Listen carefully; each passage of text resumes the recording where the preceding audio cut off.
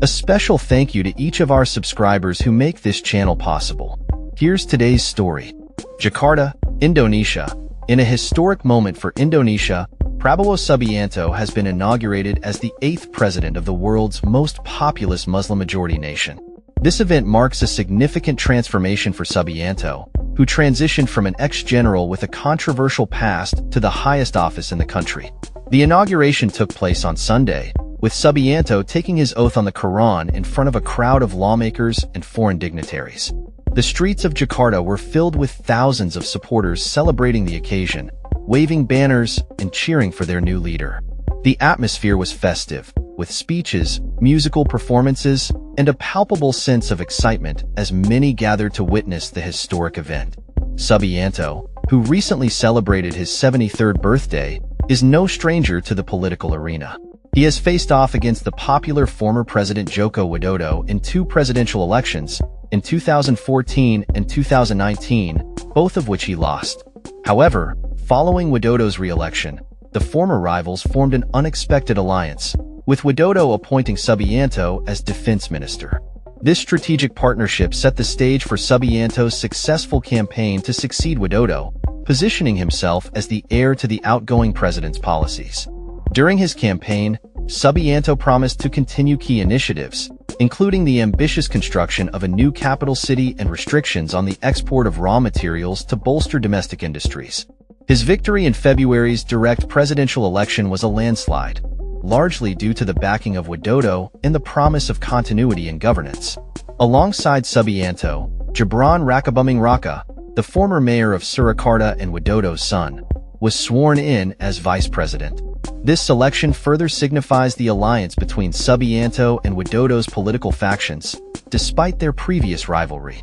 However, questions remain regarding Subianto's approach to governance in a nation characterized by economic diversity and a population that is predominantly Muslim. His past as a special forces commander and his expulsion from the army in 1998 over allegations of human rights abuses cast a long shadow over his presidency. Despite never facing trial for these accusations, Subianto's controversial history continues to be a topic of discussion as he embarks on this new chapter. The inauguration ceremony was attended by a multitude of international leaders and officials, including Chinese Vice President Han Zheng and representatives from over 30 countries. The presence of such dignitaries underscores Indonesia's significance in global politics, particularly in the context of regional tensions in Asia and the ongoing US-China rivalry. Security was tight during the event, with army troops, police, and armored vehicles deployed across the capital to ensure the safety of attendees. Major roads were closed, reflecting the importance of this momentous occasion. As Subianto steps into his role as president, he faces the challenge of leading a nation with a booming economy supported by strong global demand for natural resources. However, he must navigate the complexities of global economic distress and regional conflicts that threaten stability. His commitment to continuing Widodo's modernization efforts, which have significantly boosted Indonesia's economic growth, will be closely monitored by both supporters and critics alike. One of Subianto's signature policies involves the processing of nickel, a key component in electric car batteries, within local factories rather than allowing raw exports. Additionally, he has pledged to provide free school lunches and milk to millions of students, addressing issues of malnutrition and stunted growth among children.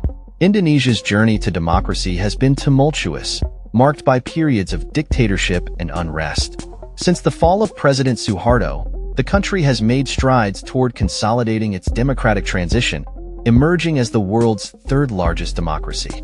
As Subianto takes the helm, the eyes of the nation and the world will be on him, watching how he addresses the challenges ahead and whether he can unite a diverse populace while honoring the legacy of his predecessor. That's all for this story. We upload videos every day covering many different subjects, so hit that subscribe button to stay informed. Thanks for watching.